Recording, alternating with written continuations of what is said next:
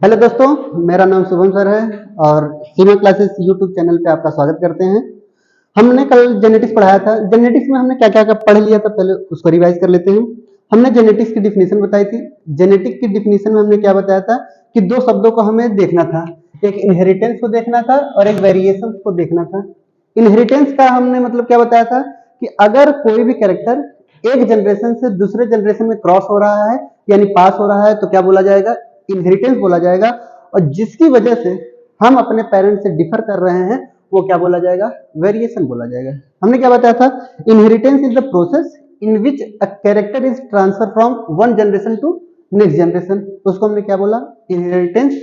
और दूसरा नंबर पे आया हमारे पास वेरिएशन। वेरिएशन के बारे में ये बोला कि ये एक ऐसी डिग्री है जिसकी वजह से कोई भी जो प्रोजनी होता है वो अपने पेरेंट्स से क्या होता है, डिफर होता है। तो हमने क्या कहा, इनहेरिटेंस और वेरिएशन के बीच में हमने डिफरेंस बताया। फिर उसके आगे चलते हैं हम, क्या हमारा है, मेंडल्स का लॉ आया था। मेंडल्स के एक्सपेरिमेंट के बारे में बताया था। मेंडल ने क्या क्या एक्सपेरिमेंट किए थे, किस पे एक्सपेरिमेंट किया था, उनका जन्म कब हुआ था। चलिए रिवाइज कराते हैं। मेंडल्स का जन्म कब हुआ था, 1882 में हुआ था। ठीक है, सॉरी 1822 में हुआ था। जन्म कब हुआ था, 1822 में हुआ था। और किस जिले में हुआ था, ये ब्रूनो विलेज हुआ था। कौन सी, ब्रूनो विलेज थी। ठीक है, और ब्रूनो विलेज इस समय कहां पे है स्थित, चेक रिपब्लिक। उस जगह का क्या नाम है, चेक रिपब्लिक। और पहले ये कहां पे प्रेजेंट हुआ करता था, ऑस्ट्रिया में। ये बातें हमें याद होनी चाहिए। इनका जन्म कब हुआ था, 1822 में हुआ था। ब्रूनो विलेज, चेक रिपब्लिक, ऑस्ट्रिया। ठीक है, दूसरा पॉइंट आता है कि ये कब मरे थे, तो ये इनकी डेथ जब हुई थी वो 1884 में हुई थी। ठीक है, कब हुआ था इनका डेथ, 1884 में। और रीजन हमने बताया था, वजह क्या थी, ये किडनी फेल की वजह से। वजह क्या बताई थी, किडनी फेलियर की वजह से क्या हो गई, इनकी मौत हो गई। फिर उसके बाद हमने ये बताया कि इनका एक्सपेरिमेंट पीरियड कब था। ये बेटा भी रिवाइज हम करा रहे हैं। ठीक है, एक्सपेरिमेंटल पीरियड जो था वो कब से कब था बताइए। एक्सपेरिमेंटल पीरियड जो था वो 1856 से लेकर के 1863 तक। ठीक है, आपको ऐसे ट्रिक याद रखना है कि 1856 से लेकर के 1863 में कितने ईयर लग गए, 7 ईयर लग गए। और 7 ईयर में इन्होंने 7 कॉन्ट्रास्टिंग कैरेक्टर का चूज किया। कितने कैरेक्टर थे, 7 कॉन्ट्रास्टिंग कैरेक्टर का चूज किया। ठीक है, ये बात आई थी। फिर उसके बाद इन्होंने किस पे पी प्लांट पे एक्सपेरिमेंट किस पे किया था, तो ये एक्सपेरिमेंट किस पे किया था, ऑन, इसको हमने बोला है हाइब्रिडाइजेशन एक्सपेरिमेंट। हाइब्रिडाइजेशन एक्सपेरिमेंट बोला है। ठीक है, किस पे, ऑन पी प्लांट। बट आपको याद रखना है ये पी प्लांट कैसा था, गार्डन पी प्लांट की मैं बात करूंगा। ठीक है, और गार्डन पी प्लांट का जो नाम होता है उसे हम कहते हैं पाइसम सटाइवम। ठीक है, थोड़ा बहुत भी अगर आपको कंफ्यूजन होता है तो आप पिछले लेक्चर जाकर के देख सकते हैं, रिकैप कर सकते हैं। तो हमने क्या है, एक्सपेरिमेंटल पीरियड बता दिया, हाइब्रिडाइजेशन एक्सपेरिमेंट किस पे किया था, पी प्लांट पे, पाइसम सटाइवम पे। और इनके बारे में हमने बताया था ये गुड स्कॉलर थे, बहुत ही अच्छे स्कॉलर थे मैथमेटिक्स के। और ये फर्स्ट स्कॉलर, ठीक है, मेंडल के बारे में अगर हम नोट डाल करके कोई एक बात अच्छी से लिखनी होगी तो क्या लिखेंगे, he was the first scholar. ये कैसे स्कॉलर थे, ये फर्स्ट स्कॉलर थे। ठीक है, स्कॉलर ऑफ बायोमेट्रिक्स। ठीक है, इन्होंने क्या किया था, बायोमेट्रिक्स का मतलब क्या होता है कि use of mathematics in biology. Uses of किसका, मैथमेटिक्स इन बायोलॉजी। बायोलॉजी में अगर हम मैथमेटिक्स का यूज कर रहे हैं तो इसे हम क्या बोलेंगे, बायोमेट्रिक्स बोलेंगे। और सेकंड पॉइंट हमें ये याद रखना है कि ये बहुत ही अच्छे स्कॉलर थे। ठीक है, दूसरा पॉइंट हमें ये याद रखना है कि इन्होंने ऑनरशिप किससे की थी, ऑनर्स विद किससे की थी बताइए, स्टैटिक विद। ठीक है, ये मैथमेटिक्स का भी एक ब्रांच होता है, आप इकोनॉमिक्स वगैरह भी जानते हैं, वैसे स्टैटिक्स भी होती है। ठीक है, फिर ये क्या किए थे कि ये ग्रेजुएशन इनसे किए थे और इनका इंटरेस्ट किसमें था, बायोलॉजी में था। तो इसकी वजह से क्या हुआ है कि इन्होंने ये सारी बातें बताई थी। क्लियर, अब बात आते हैं कि हमने ये कहा था कि डिफरेंस हमें बताना, तो कुछ कंपैरेटिव स्टडी करनी थी किसके किसके बीच में। जैसे हमने कहा जीन किसे कहते हैं, एलील्स किसे कहते हैं, कैरेक्टर किसे कहते हैं, ट्रेड्स किसे कहते हैं, ठीक है, मोनोहाइब्रिड, डाइहाइब्रिड, हेट्रोजाइगस, होमोजाइगस, इन सब चीजों के बारे में हमें क्या करना था, डिफरेंस बताना था। हमने ये कहा कि इनका जो एक्सपेरिमेंट तो कर लिए, 63 में इनका एक्सपेरिमेंट क्या हुआ, खत्म हुआ, बट इन्होंने अपना वर्क पब्लिश कब हुआ, वर्क पब्लिश्ड कब हुआ, ठीक है, वर्क पब्लिश्ड हुआ 1866 में, ठीक है, कब हुआ, 1863 में इनका हुआ। बताए कब गए थे, इससे एक साल पहले ही बता दिए गए थे, 1865 में बोल दिया गया था इनको, ठीक है, इन्होंने बताया था, बट एक साल बाद इनकी पत्रिका आई थी, ठीक है, एडवर्टीजमेंट के जो होते हैं एक साल लग गया था इनको आने में, लेकिन बता दिया था इन्होंने 1865 में ही, एक्सप्लेन किया था इसको, क्लियर। फिर उसके बाद आता है हमारे पास क्या है कि कुछ डिफरेंसेस जो हमने कहा था आपसे बताने के लिए, वो मैं आपको बताने जा रहा हूं ना, तो देखते हैं, ये तो लिख लिए ना आप लोग,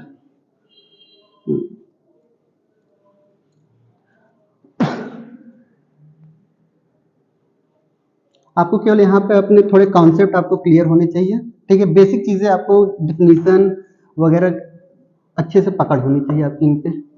जनरली जितना बताया जाता है हार्ड है उतना होता नहीं है, ठीक है। हमें कुछ ज्यादा डिफरेंसेस हमें पढ़ने थे, कंपैरेटिव स्टडी करनी थी, ठीक है। जैसे पहला स्टडी है हमारा किसके किसके बीच में, पहला है कैरेक्टर के बीच में, और किसके बीच में, हम ट्रेड्स के बीच में डिफरेंस समझ लें। हमारा कैरेक्टर क्या है और ट्रेड्स क्या है, ठीक है। अगर मैं किसी भी प्रकार के केवल फीचर्स की मैं बात करूंगा, किसकी मैं बात करूंगा, केवल मैं फीचर्स की बात करूंगा, तो कैरेक्टर का मतलब ही ये होता है ओनली फीचर, ठीक है। यानी फीचर का मतलब क्या है कि जैसे किसी भी हाइट की बात करेंगे तो हमारी हाइट के बारे में बात की जाएगी, ठीक है, मैं छोटा हूं या बड़ा हूं है ये डिपेंड नहीं करता, हमारे पास कुछ हाइट है कि नहीं है, केवल फीचर्स की मैं बात कर रहा हूं। मेरे पास बाल हैं कि नहीं है, भले ही झड़ गए हैं, ठीक है, बट बात करेंगे झड़ा है कि नहीं झड़ा है, ठीक है। फिर उसके बाद आता है हमारे पास क्या है कि फीचर्स में हमारे पास स्किन कलर की बात की जाएगी, मैं गोरा हूं या काला हूं, ये ट्रेड्स आते हैं, ये मैं फीचर्स में बात कर रहा हूं कलर की, ठीक है। और ट्रेड्स का मतलब क्या होता है, type of feature, type of feature, हम फीचर्स आपको समझा रहे हैं, ठीक है। इसको हम कहते हैं फिजिकल एक्सप्रेशन, या मैं कह सकता हूं फिजिकल अपीयरेंस, ठीक है, फिजिकल अपीयरेंस, ठीक है, ऑफ एन इंडिविजुअल, किसी भी इंडिविजुअल का जो फिजिकल एक्सप्रेशन होता है, ठीक है, वही हम क्या कहते हैं, जो मैं आपके सामने आपको बता रहा हूं, ठीक है, कैरेक्टर के बारे में मैं कहना चाह रहा हूं। तो फिजिकल एक्सप्रेशन यानी physical appearance of an individual, वही हमारा क्या है, कैरेक्टर है, ठीक है। हम आपको कैसे दिखाई दे रहे हैं, किस तरीके से हमारा नेचर है, ये हमारे कैरेक्टर के बारे में बताया जाता है। बट मैं उस कैरेक्टर की बात करूंगा, टाइप ऑफ कैरेक्टर, जैसे हमने ये कहा कि ये फीचर्स की मैं बात कर लिया कि फिजिकल एक्सप्रेशन है, अब अल्टरनेटिव फॉर्म, इनके कई सारे कैरेक्टर होते हैं, ठीक है। यानी हमने यहां पे क्या लिखा है कि जो अल्टरनेटिव है, alternative form of character, alternative form of character को हम क्या बोलेंगे, ट्रेट्स बोलेंगे, ठीक है। जैसे इसके एग्जांपल हम आपको समझाने की कोशिश करेंगे। जैसे हमारे पास क्या है, कैरेक्टर के में मामले में क्या आता है, एक हाइट है, हाइट हमारा क्या है, कैरेक्टर है, ठीक है। कलर हमारा क्या है, स्किन कलर, स्किन कलर क्या है मेरा, बताइए, कैरेक्टर है, ठीक है। फिर उसके बाद आता है हमारे पास क्या है, अगर मैं बात करूंगा सीड शेप की, ठीक है, ये मेरे क्या है, कैरेक्टर ही तो है, ठीक है। अगर इसके मैं ट्रेड्स की मैं बात करूंगा तो हाइट के कितने ट्रेड्स होते हैं बताइए, दो ट्रेड्स होते हैं, अल्टरनेटिव फॉर्म, यानी पहला ट्रेड्स क्या है हमारा बताइए, पहला ट्रेड्स क्या है, एक टॉल होगा और एक क्या होगा, डॉर्फ होगा, ये इनके ट्रेड्स हैं। स्किन कलर में क्या है, दो तरीके की स्किन कलर होती हैं, एक डार्क होती है और एक क्या होती है, फेयरनेस होती है, जिसके अंदर बोलते हैं हम, ठीक है।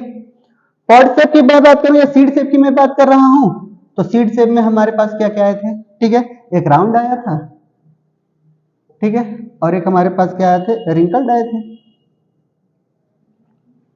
ठीक है। यानी ये क्या है, नीचे तक दिखाई दे रहा है ना, हाँ दिखाई दे रहा होगा, अगर ना दिखाई दे रहा तो बोल दीजिएगा कमेंट में। हमने ये कहा कि कैरेक्टर हमारे पास क्या है, हाइट है, स्किन कलर है, सीड शेप है। बट इनके फॉर्म कौन कौन से है? एक टॉल है, डॉर्फ है, हाइट के। अल्टरनेटिव फॉर्म ऑफ कैरेक्टर को हमने क्या बोल दिया? ट्रेड्स बोल दिया। हमारे पास क्या है कि ट्रेड्स दो तरीके के होते हैं।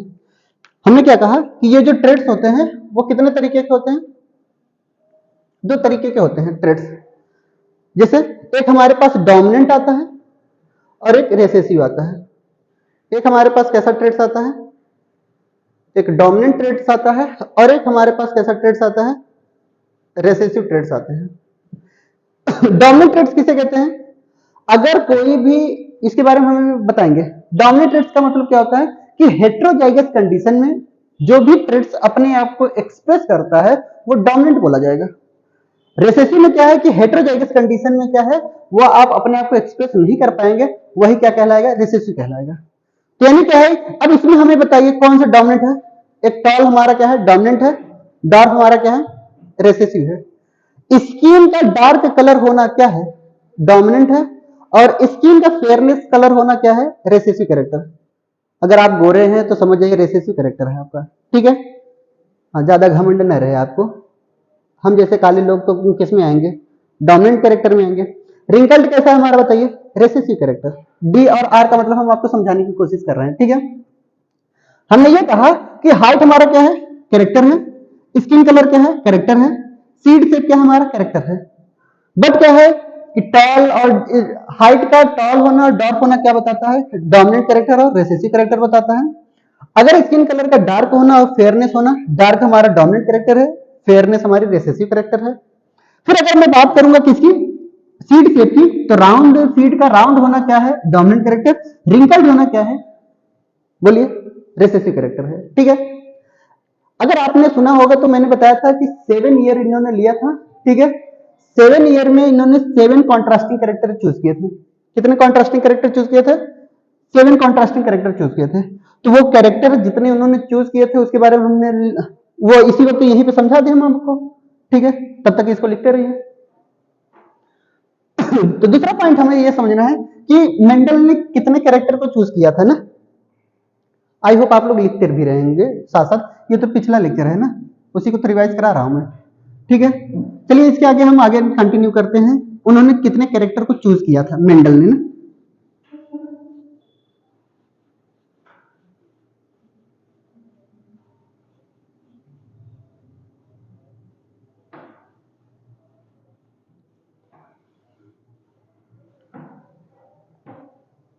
सुनिए ध्यान से, मेंडल ने कितने सेलेक्ट किए थे?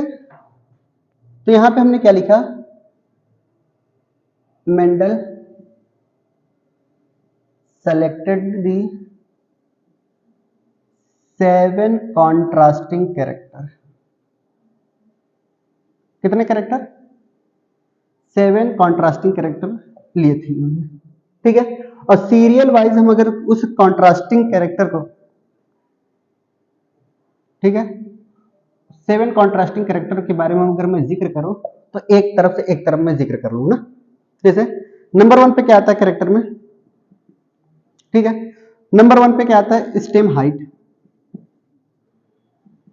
नंबर 1 पे क्या आता है? स्टेम हाइट, ठीक है। स्टेम हाइट की मैं बात करूंगा तो ये मेरे क्या है? कैरेक्टर है, ठीक है। ये मेरे कैरेक्टर हैं। एक कैरेक्टर के कितने ट्रेड्स? 2 ट्रेड्स। और कैसे कैसे ट्रेड्स? एक डोमिनेंट ट्रेड्स, एक हमारा कैसा ट्रेड्स? डोमिनेंट ट्रेड्स होते हैं। और दूसरा कैसे ट्रेड्स होते हैं? रेसेसिव ट्रेड्स होते हैं, ठीक है। एक डोमिनेंट ट्रेड्स होते हैं और एक कैसे ट्रेड्स होते हैं? रेसेसिव ट्रेड्स होते हैं। स्टेम हाइट की मैं बात करूंगा तो डोमिनेंट ट्रेड्स में कौन आएंगे बताइए? डोमिनेंट ट्रेड्स में कौन आएंगे? टॉल आएंगे। और रेसेसिव ट्रेड्स में हमारे पास कौन आएंगे? डॉर्फ आएंगे, ठीक है। दूसरी बात अगर मैं करूंगा कैरेक्टर की, तो दूसरे कैरेक्टर में हमारे पास कौन से लोग आएंगे? दूसरे कैरेक्टर में हमारे पास फ्लावर पोजीशन की मैं बात कर लूं, ठीक है। किसकी मैं बात कर लूं? फ्लावर की पोजीशन की मैं बात कर लेता हूं। फ्लावर की अगर पोजीशन की मैं बात करूंगा तो नंबर 1 क्या आएगा? डोमिनेंट ट्रेड्स में हमारे पास फ्लावर पोजीशन हमेशा एक्सियल पोजीशन पे पाए जाते हैं। किस पोजीशन पे पाए जाते हैं? एक्सियल पोजीशन पे पाए जाते हैं। और अगर मैं रेसेसिव ट्रेड्स की मैं बात करूंगा तो ये किस पे पाए जाते हैं? टर्मिनल पोजीशन पे पाए जाते हैं। किस पे पाए जाते हैं? टर्मिनल पोजीशन पे पाए जाते हैं। ठीक है, अब मैं तीसरे कैरेक्टर की मैं बात कर लेता हूं। ठीक है, तीसरे कैरेक्टर में हमारे पास क्या आते हैं कि पॉड शेप आते हैं। ठीक है, पॉड शेप में क्या आएगा? अगर इनफ्लेटेड है, कैसे है? इनफ्लेटेड है तो डोमिनेंट ट्रेड से है, और अगर हमारे पास कैसे हैं? कॉन्स्ट्रिक्टेड है। ठीक है, कैसे हैं? कॉन्स्ट्रिक्टेड। ठीक है, अगर कॉन्स्ट्रिक्टेड है तो क्या बोला जाएगा? ये रिसेसिव कैरेक्टर है। ठीक है, अब बात आती है कि पॉड कलर की मैं बात कर लेता हूं। ठीक है, तो पॉड कलर में क्या आएगा बताइए? पॉड कलर में अगर मेरा क्या है? ग्रीन है तो समझ जाइए डोमिनेंट है, और अगर रिसेसिव में है तो ये येलो कलर के होंगे। फिर उसके बाद क्या आता है हमारे पास? ठीक है, पांचवें पोजीशन पे आता है हमारे पास। ठीक है, एक कैरेक्टर, 2 3 4 5, हाँ फिफ्थ कैरेक्टर में आते हैं हम, सीड शेप को ले लेते हैं। किसको ले लेते हैं? सीड शेप को ले लेते हैं। सीड शेप क्या है हमारा बताइए? सीड शेप क्या है? राउंड है। ठीक है, तो ये क्या होगा? डोमिनेंट। और अगर रिसेसिव है तो क्या बोला जाएगा इसको? रिंकल्ड में बोल सकता हूं। ठीक है, अब बात आती है सीड कलर को लेकर के। किसको लेकर के? सीड कलर को लेकर के। तो सीड कलर को भी ध्यान से देखेंगे हम, क्या है सीड कलर की बात कर करेंगे हम, तो सीड कलर में हमारे पास कौन आएंगे? अगर येलो है तो डोमिनेंट है, और अगर ये ग्रीन है तो समझ जाइएगा रिसेसिव है। ठीक है, फिर उसके बाद अगर सातवां कैरेक्टर की हम बात करेंगे तो फ्लावर के कलर की मैं बात कर लेता हूं। ठीक है, फ्लावर के कलर की मैं बात कर लेता हूं। फ्लावर का कलर अगर हमारा रेड है, या फिर मैं कह लूं वायलेट है, तो क्या बोलेंगे इसको? डोमिनेंट। और अगर रेसेसिव की मैं बात करूंगा तो रेसेसिव में हमारे पास क्या आएंगे? व्हाइट। व्हाइट कलर होना क्या है? रेसेसिव कैरेक्टर है हमारा। ठीक है, यानी क्या है कि ये 7 कॉन्ट्रास्टिंग कैरेक्टर किसने चूज किए थे? मेंडल ने खुद चूज किए थे। ठीक है, और पी प्लांट चूज करने के पीछे रीजन मैंने क्या क्या बताया था, आप बताइए। सबसे पहला क्या था? Bisexual flower. ठीक है, बाइसेक्सुअल फ्लावर में वो भी कैसा फ्लावर?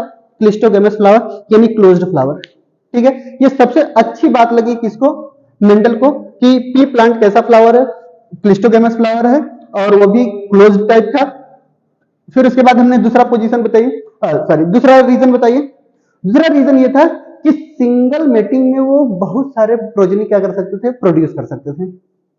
पी प्लांट में सिंगल मीटिंग में large number of progeny produce हो जा रहे हैं, इससे अच्छी बड़ी बात क्या है? ठीक है, थर्ड पॉइंट हमने ये बताया था कि यहां पर क्या है कि उनमें बहुत सारे कॉन्ट्रास्टिंग कैरेक्टर दिखे, और वो भी कितने कैरेक्टर? 7 कॉन्ट्रास्टिंग कैरेक्टर दिखे। पहला कॉन्ट्रास्टिंग कैरेक्टर का नाम क्या है? Stem height. दूसरा कॉन्ट्रास्टिंग कैरेक्टर क्या है? Flower position. तीसरा कॉन्ट्रास्टिंग कैरेक्टर क्या है? Pod shape.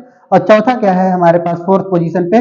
Pod colour, seed shape, seed colour और फ्लावर कलर। ठीक है, ये 7 कॉन्ट्रास्टिंग कैरेक्टर थे, और कॉन्ट्रास्टिंग कैरेक्टर के उनके अल्टरनेटिव फॉर्म थे। पहला क्या है? हाइट का अल्टरनेटिव फॉर्म क्या है? टॉल और डॉर्फ है। फ्लावर पोजीशन का क्या है अल्टरनेटिव फॉर्म? एक्सियल में भी हो सकते हैं और टर्मिनल में भी ये प्रेजेंट हो सकते हैं। पॉड शेप का अल्टरनेटिव फॉर्म क्या है?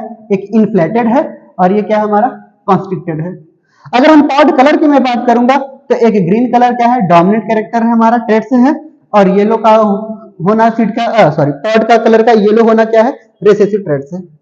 अब बात आती है सीड शेप की बात करेंगे, तो सीड शेप कैसा है? अगर राउंड है तो डोमिनेंट है, और अगर रिंकल्ड है तो क्या होगा? रिसेसिव है। फिर हमारे पास सीड कलर की मैं बात करूंगा तो येलो कलर क्या है हमारा बताइए? Dominant trade. और अगर रिंकल्ड की मैं बात करूंगा तो क्या है हमारा?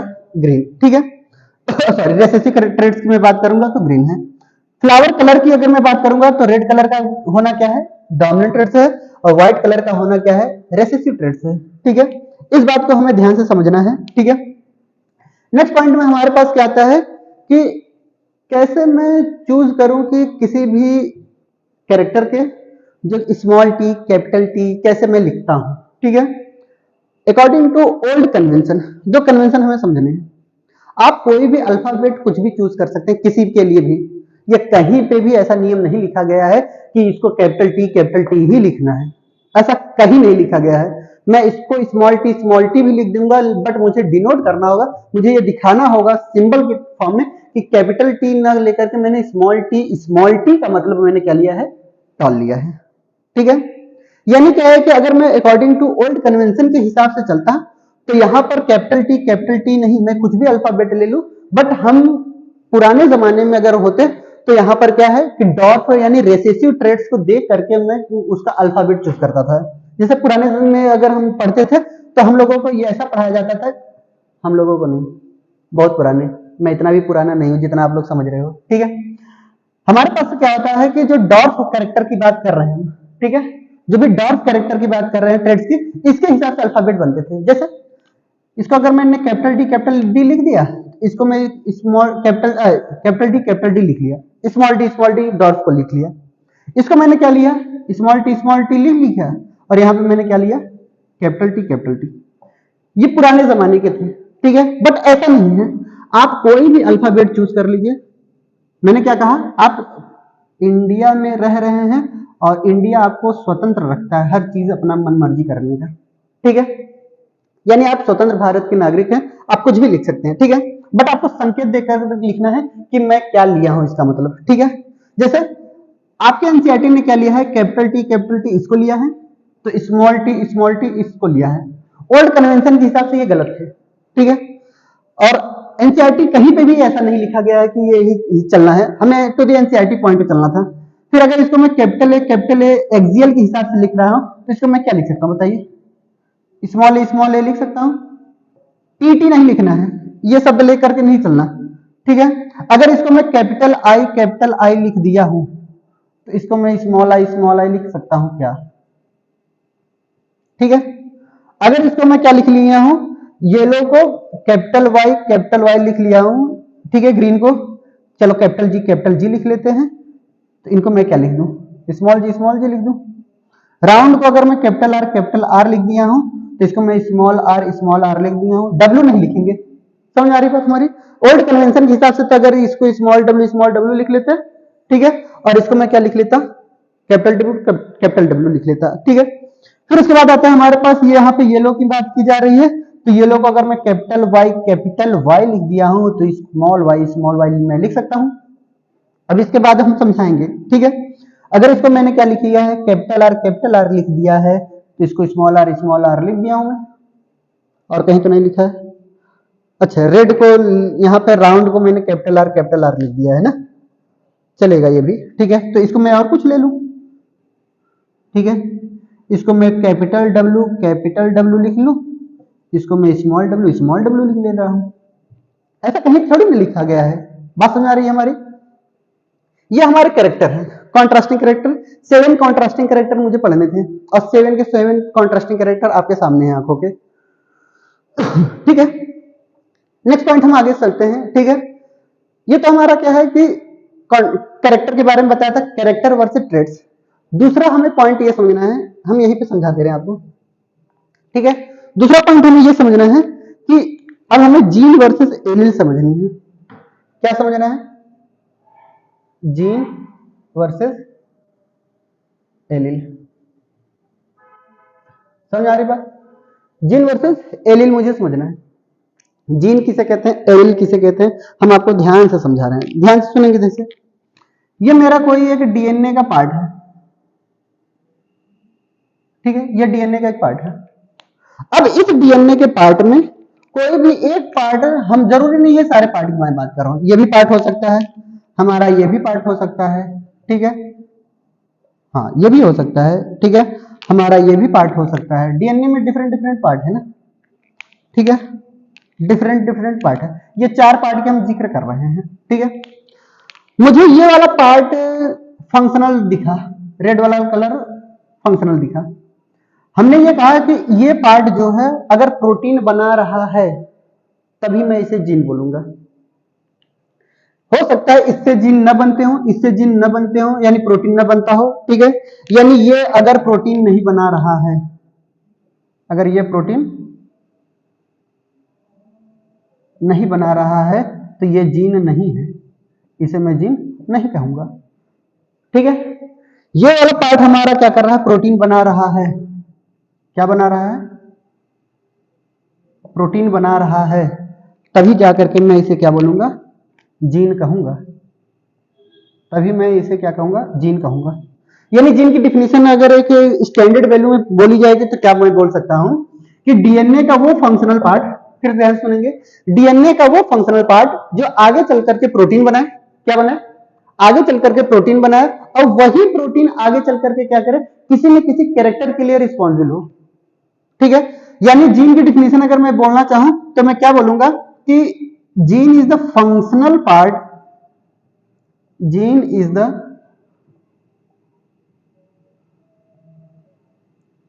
फंक्शनल पार्ट ऑफ डीएनए, ठीक है। Gene is the functional part of DNA which synthesize, ठीक है, विच सिंथेसाइज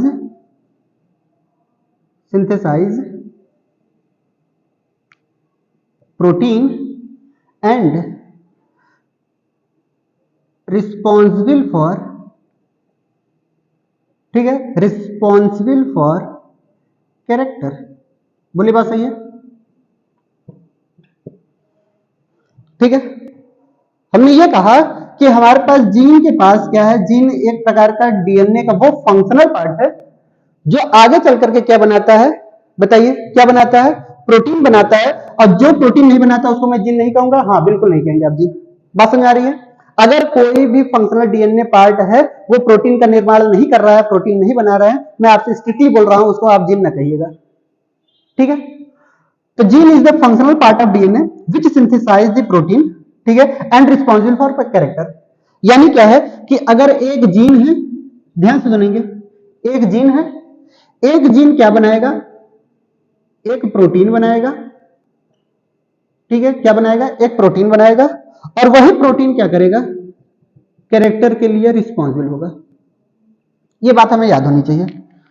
यानी क्या है कि एक जीन है वो एक प्रोटीन बनाएगा और वही प्रोटीन क्या करेगा, एक कैरेक्टर के लिए रिस्पॉन्सिबल है। इस बात का आप ध्यान रखिएगा रिमार्क में, ठीक है। Gene is the functional part of DNA which synthesise the protein and character के लिए रिस्पॉन्सिबल अगर है तो वही क्या कहलाएगा, जीन कहलाएगा। इतनी बात समझ में आ रही है। दूसरा पॉइंट हम समझते हैं, आपको फिर से समझाने की कोशिश करते हैं, एलील्स को। एलील किसे कहते हैं, एलील्स का मतलब ये होता है कि हमारे पास ये अल्टरनेटिव फॉर्म ऑफ जो कैरेक्टर है, सॉरी जीन है, उसी को मैं एलील बोलूंगा। जैसे हमारे पास कोई एक कैरेक्टर ले लो, ये हम मान चलते हैं कोई कैरेक्टर क्या है हमारा, हाइट ही कैरेक्टर ले लेते हैं, ठीक है। अब हमारे पास क्या है कि एलील्स के बारे में क्या बोला गया है कि अल्टरनेटिव फॉर्म ऑफ जीन, ठीक है। हमने क्या बोला एलील्स के बारे में, जो अल्टरनेटिव होती है, ठीक है, अल्टरनेटिव फॉर्म ऑफ जो जीन है, ठीक है, जीन सही से लिख नहीं पा रहे हैं, ये लो जीन, ठीक है। अल्टरनेटिव जो फॉर्म होती है किसी भी जीन की, उसी को हम क्या बोलते हैं, कॉल्ड एज एलील्स। इसी को हम क्या बोलेंगे, एलील बोलेंगे, ठीक है। जैसे मैं आपको समझा रहा हूं, जैसे कोई ना कोई एक डीएनए है, ये हमारे मान चलते हैं डीएनए है, और डीएनए के पास ये कोई ना कोई एक फंक्शनल पार्ट है, ठीक है, ये फंक्शनल पार्ट है, और इस फंक्शनल के पास क्या है, एक टी जीन पाई जा रही है। क्या पाई जा रही है, टी जीन पाई जा रही है, और इस टी जीन के दो फॉर्म है। इस टी जीन के पास कितने फॉर्म है, दो फॉर्म है, एक कैपिटल टी है और एक स्मॉल टी है, ठीक है। एक कैपिटल टी है और एक स्मॉल टी है। जो कैपिटल टी है ये डोमिनेंट एलील कही जाएगी। क्या बोली जाएगी, ये डोमिनेंट एलील्स बोली जाएगी आपको। और जो स्मॉल टी है वो कैसी एलील बोली जाएगी, रेसेसिव एलील बोली जाएगी, ठीक है। यानी क्या है कि जो कैपिटल टी है वो हमेशा डोमिनेंट एलिल्स बोली जाएगी और जो हमारे पास स्मॉल टी है वो रिसेसिव एलिल्स बोली जाएगी। अगर डोमिनेंट जीन की मैं बात करूंगा तो जीन हमेशा क्या होगा कि अल्टरनेटिव फॉर्म में ही प्रेजेंट होंगे, यानी कैरेक्टर के लिए अगर रिस्पॉन्सिबल हो गए तो दो तरीके के बनेंगे, कैपिटल टी और एक स्मॉल टी, दो तरीके के लोग होंगे। तो यानी हमारा दूसरा डिफिनेशन कैसे बनेगा, ध्यान समझेंगे। एक जीन यानी one gene is equal to कितने एलिल्स, टू एलिल्स, कितने एलिल्स, टू एलिल्स, और इज इक्वल टू कितने प्रोटीन, वन प्रोटीन, और इज इक्वल टू कितने कैरेक्टर, वन कैरेक्टर। ये बात मुझे याद होनी चाहिए कि एक जीन के पास दो एलिल्स और दोनों एलिल्स मिलकर के एक प्रोटीन का निर्माण करते हैं और एक प्रोटीन एक कैरेक्टर के लिए रिस्पॉन्सिबल होती है। समझ आ रही बात? आपको इस बात का ध्यान रखना है। यहां तक दिखाई दे रहा है कि नहीं, व्हाइट बोर्ड पे देख लीजिएगा एक बार, ठीक है। तो हमारे पास क्या है कि जीन वर्सेस एलिल्स में हम एक बार आपको फिर से डिफरेंस बताना चाह रहे हैं। जीन के बारे में अगर आपसे कोई पूछे, ठीक है, तो क्या बोलेंगे, डीएनए का वो फंक्शनल पार्ट जो आगे चल करके प्रोटीन बनाए, और वो जो प्रोटीन होनी चाहिए वो किसके लिए रिस्पॉन्सिबल होनी चाहिए, कैरेक्टर के लिए रिस्पॉन्सिबल होनी चाहिए। अगर कैरेक्टर नहीं उभर करके आ रहे हैं तो समझिए वो जीन नहीं है आपके पास, ठीक है। सेकेंड पॉइंट क्या बोला हमने कि एलिल किसे कहते हैं, अल्टरनेटिव फॉर्म, या फिर मैं कह सकता हूं टाइप ऑफ जीन। बोलिए, जैसे मैंने वहां पे बोला था टाइप ऑफ कैरेक्टर को ही ट्रेड्स बोलते थे, यहाँ पे टाइप ऑफ एलिल बोलने में क्या जा रहा है, ठीक है, यानी टाइप ऑफ जीन बोलने में कोई गुनाह नहीं है, हाँ बिल्कुल गुनाह नहीं है, ठीक है। एलिल्स को हम क्या बोलते हैं, टाइप ऑफ जीन भी मैं बोल सकता हूं। तो यहाँ पे क्या बोला, अल्टरनेटिव फॉर्म ऑफ जो जीन होती है उसी को मैं एलिल बोलता हूं। और जैसे हमारे पास एक कैरेक्टर है, ठीक है, ये किसके लिए कैरेक्टर, ये टॉल के लिए, और ये कैसे, डॉर्फ के लिए। कैरेक्टर मेरा जीन है टी, और ये किसके लिए है, ये हमारे हाइट के लिए रिस्पॉन्सिबल है, ठीक है, ये हमारे किसके लिए रिस्पॉन्सिबल है, हाइट के लिए रिस्पॉन्सिबल है। तो ये हमारे पास क्या है कि जीन की डिफिनेशन हमें ये समझ में आनी चाहिए कि जीन क्या है, अल्टरनेटिव फॉर्म ऑफ कैरेक्टर है, उसी को हमने क्या बोला है, ठीक है, अल्टरनेटिव फॉर्म ऑफ कैरेक्टर को ट्रेड्स बोला है। जीन के बारे में बोला गया है, gene is the functional part of DNA which synthesise the protein and responsible for character, ठीक है। और एलिल्स के बारे में क्या बोला है, अल्टरनेटिव फॉर्म ऑफ जो जीन होती है उसी को मैं क्या कहता हूं, एलिल्स कहता हूं। और एलिल्स हमारे पास, जैसे हमने क्या बताया, एक टी एलिल्स ले लेते हैं, अगर कैपिटल टी स्मॉल टी, ऐसा भी तो हो सकता है, कैपिटल टी स्मॉल टी, ये तो अल्टरनेटिव फॉर्म ही तो हुआ, इसी को तो मैंने बोला अल्टरनेटिव फॉर्म ऑफ कौन सा जीन, टी जीन, ठीक है। और यही जीन किसके लिए रिस्पॉन्सिबल होता है, कैरेक्टर के लिए, बात खत्म, ठीक है। बोलिए, बात सही है। क्या आप हमें यह चीज बता सकते हैं क्या, ध्यान सुनेंगे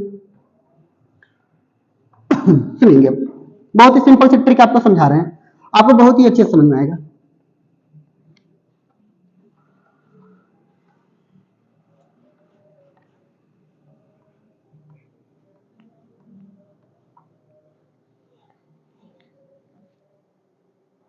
सुनेंगे ध्यान से, इधर नोट डाल करके रिमार्क करके हम फिर से लिखते हैं ना।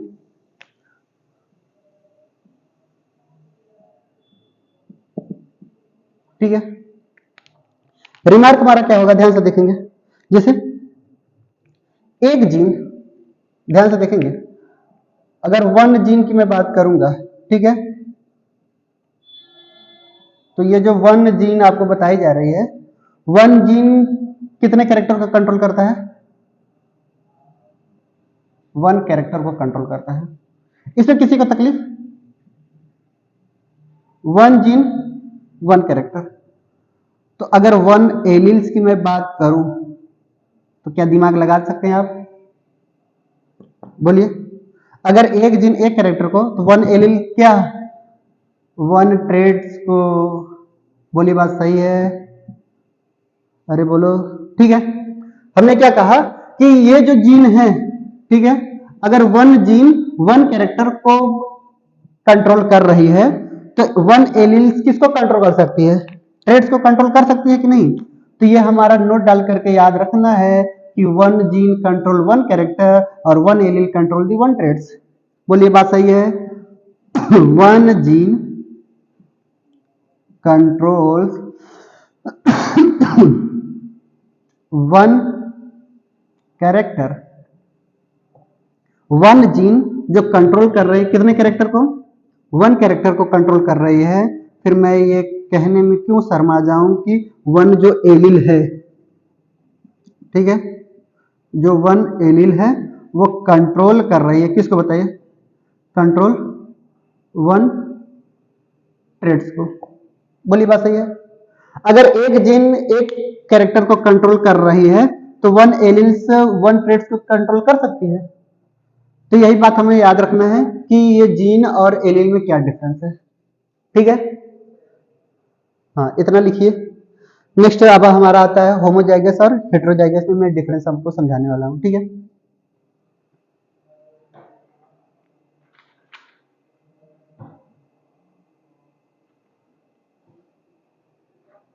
लिख लिया आपने, इधर का तो लिख ही ले रहा होगा ना, धीरे धीरे इधर इधर मिटा रहे हैं ना। आप लोग साथ साथ लिखते रहेंगे तो ठीक रहेगा, नहीं तो फिर आप स्क्रीनशॉट भी ले सकते हैं ना। चलिए देखते हैं आगे।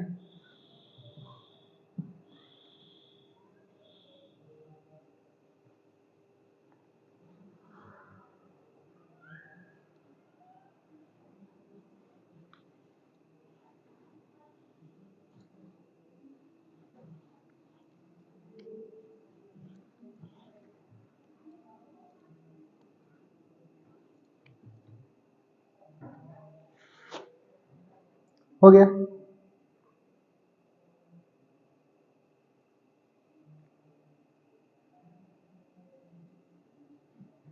लिख लिए होंगे आप लोग।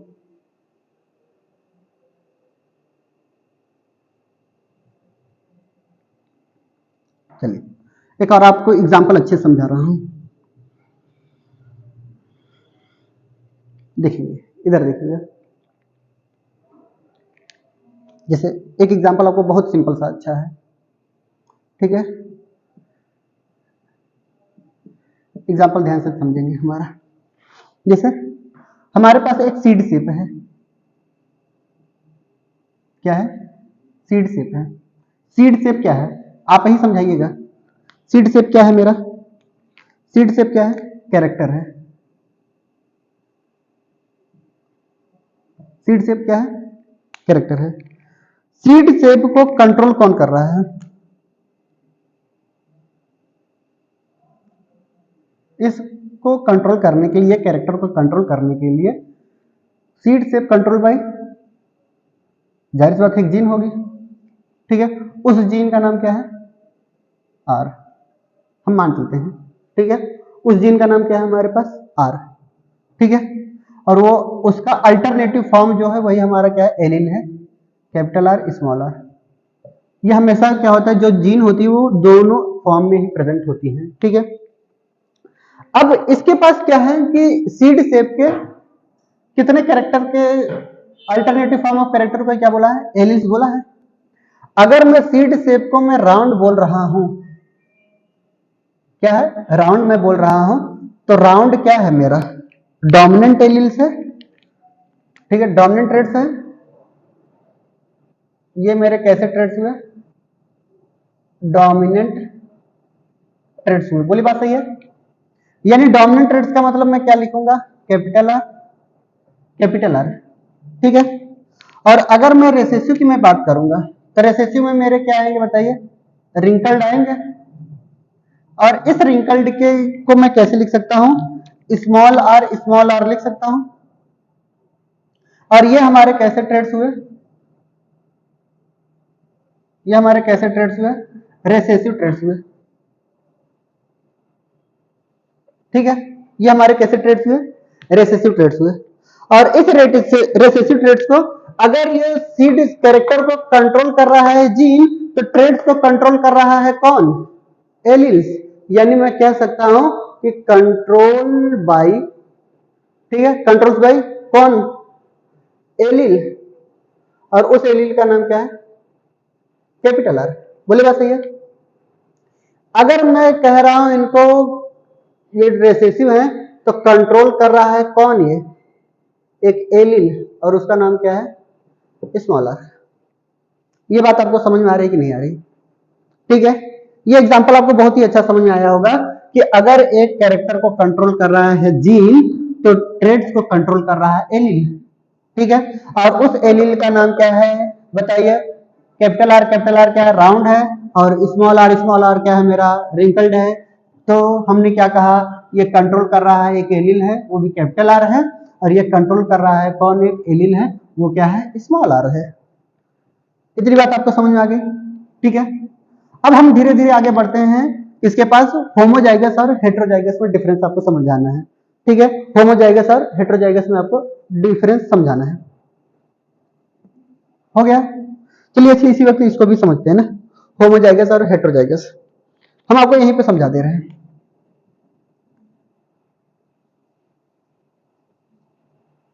Homozygous versus,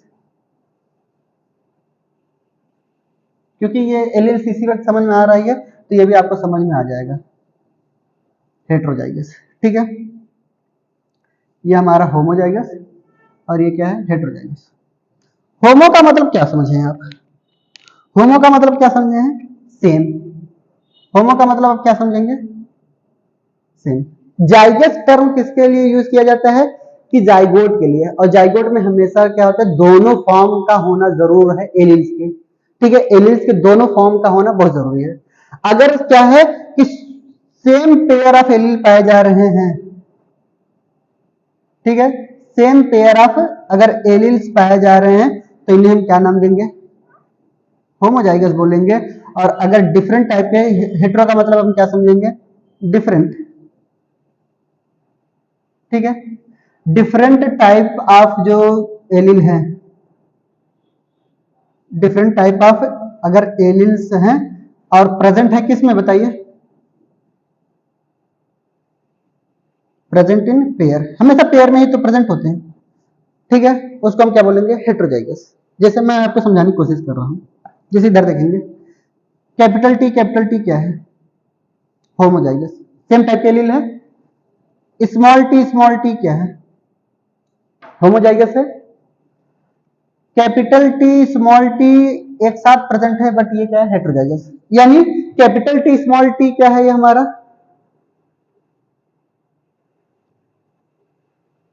heterozygous. ठीक है, कैपिटल टी क्या है? ये होमोजाइगस टॉल है ना। होमोजाइगस क्या है? टॉल है। और स्मॉल टी क्या है? होमोजाइगस। ये मेरे क्या है? डॉर्फ है। तो आपको इतनी बात समझ में आनी चाहिए, होमोजाइगस और हेटेरोजाइगस में डिफरेंस क्या है। ठीक है, अगर सेम टाइप के एलियंस आपको समझ में आ रहे हैं, तो क्या बोला जाएगा? होमोजाइगस। और अगर डिफरेंट टाइप के एलियंस पाए जा रहे हैं, तो क्या बोला जाएगा? बोलिए। हेटेरोजाइगस बोला जाएगा। दूसरा पॉइंट समझिए, आप कहोगे सर जी हमें ये बताइए ये क्या है? होमोजाइगस तो लिख दिए हैं, इसको मैं टॉल बोलूं या डॉर्फ बोलूं? बोलिए, आपको ये समझ आना चाहिए। सर आपने तो कह दिया कि ये कैपिटल टी प्रेजेंट है, तो होमोजाइगस टॉल बोल दिया। स्मॉल टी प्रेजेंट है, तो क्या बोल दिया हमने? होमोजाइगस डॉर्फ बोल दिया। बट आपको ये नहीं समझा पा रहे हैं हम कि आप हमें ये बताइए सर कि ये जो कैपिटल टी स्मॉल टी है, उसे मैं क्या बोलूं? टॉल बोलूंगा कि मैं डॉर्फ बोलूंगा? है ना, क्योंकि इसमें तो दोनों एलिमेंट्स पाए जा रहे हैं ना।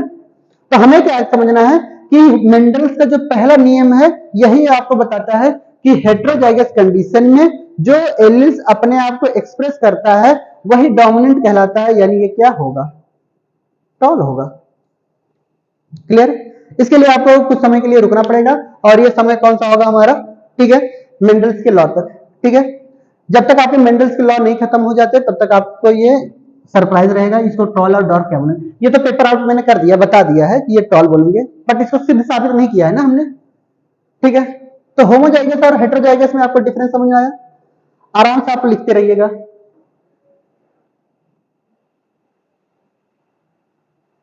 हो गया?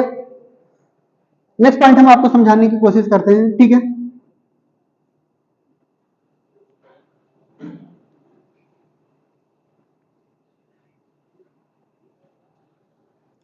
चलिए नेक्स्ट पॉइंट आता है हमारे पास मोनो हाइब्रिड और डाई हाइब्रिड का मतलब हम आपको समझाते हैं। ठीक है,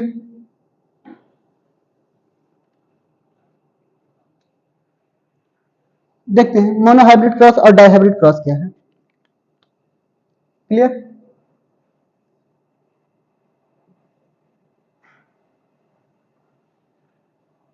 monohybrid cross versus dihybrid cross. ठीक है, मोनो हाइब्रिड क्रॉस और डाई हाइब्रिड क्रॉस में हमें मुझे डिफरेंस समझाना है। देखेंगे क्या है। कहीं पे मोनो का मतलब क्या होता है? मोनो का मतलब होता है सिंगल। दुख हो रहा है ना बेटा सिंगल होने का? सिंगल की जगह पे मैं वन लिख दूं, आधा दुख तो खत्म हो जाएगा आपका। ठीक है, मोनो का मतलब क्या होता है? सिंगल। और हाइब्रिड, ब्रीड के लिए हम टर्म यूज करते हैं किसका? कैरेक्टर को। ठीक है, ब्रीड के लिए टर्म में क्या यूज करता हूं? कैरेक्टर। डाई का मतलब क्या होता है बताइए?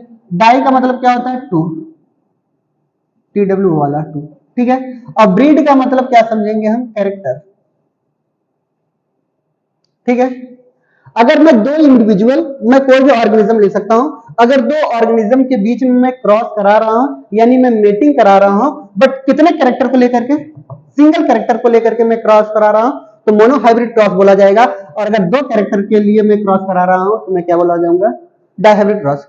लोगों का उल्टा समझना क्या होता है कि कैरेक्टर की जगह पे ऑर्गेनिज्म दो लिए थे यहां पर। ठीक है, यहां पे क्या चार ऑर्गेनिज्म लेंगे क्या? नहीं, हमने ये कहा कि एक ही कैरेक्टर के लिए क्रॉसिंग तो दो ही लोगों के बीच में कराओगे ना। बात समझ आ रही है? तो यहां पे क्या है, मोनो हाइब्रिड क्रॉस और डाई हाइब्रिड क्रॉस के लिए हमें क्या समझना है कि मेटिंग ऑफ, मैं मेटिंग की जगह पे मैं क्रॉसिंग भी लिख सकता हूं। ठीक है, क्रॉसिंग बिटवीन टू ऑर्गेनिज्म, दो ऑर्गेनिज्म के बीच में मैं क्या करा रहा हूं? क्रॉसिंग करा रहा हूं। फॉर कितने कैरेक्टर के लिए? फॉर सिंगल कैरेक्टर के लिए। ठीक है, सिंगल कैरेक्टर के लिए मैं क्रॉसिंग करा रहा हूं तो मोनो हाइब्रिड क्रॉस बोलेंगे। और डाई हाइब्रिड क्रॉस के लिए मैं क्या बता रहा हूं? डाई हाइब्रिड क्रॉस के लिए मैं क्या बोल रहा हूं कि जो मीटिंग है, जो मेरा मीटिंग में बोल सकता हूं, या मैं क्या बोल सकता हूं? क्रॉसिंग में बोल सकता हूं। ठीक है, मीटिंग या crossing between two organism for कितने कैरेक्टर के लिए? पेयर्ड कैरेक्टर के लिए या फिर टू कैरेक्टर के लिए मैं क्रॉसिंग करा रहा हूं, तो मैं इसे क्या बोलूंगा? डाई हाइब्रिड क्रॉस बोलूंगा। ठीक है, यानी क्या है कि अगर मैं मोनो हाइब्रिड क्रॉस और डाई हाइब्रिड क्रॉस में जिक्र करूंगा तो मोनो हाइब्रिड क्रॉस किसे बोला मैंने? अगर सिंगल कैरेक्टर के बीच में मैं क्रॉस करा रहा हूं तो मैं मोनो हाइब्रिड क्रॉस बोलूंगा। अगर डाई हाइब्रिड क्रॉस की बात करूंगा तो दो कैरेक्टर होने चाहिए। ठीक है, अगर तीन कैरेक्टर लूंगा तो ट्राई हाइब्रिड क्रॉस, चार कैरेक्टर लिया तो मैंने टेट्रा हाइब्रिड क्रॉस। अगर मैं तो बेटा आप लोगों के लिए स्टोरेज हो गया है शायद, आई थिंक कैमरामैन बता रहे हैं हमारे। ठीक है, तो यहाँ पे क्या है कि मोनो हाइब्रिड क्रॉस और डाई हाइब्रिड क्रॉस के बीच में हमने क्या किया है? क्रॉसिंग बताने की कोशिश की थी। ठीक है, इसको मैं कंटिन्यू कल करूंगा। ठीक है, नेक्स्ट लेक्चर में। तब तक के लिए आप हमारे साथ बने रहिएगा। धन्यवाद।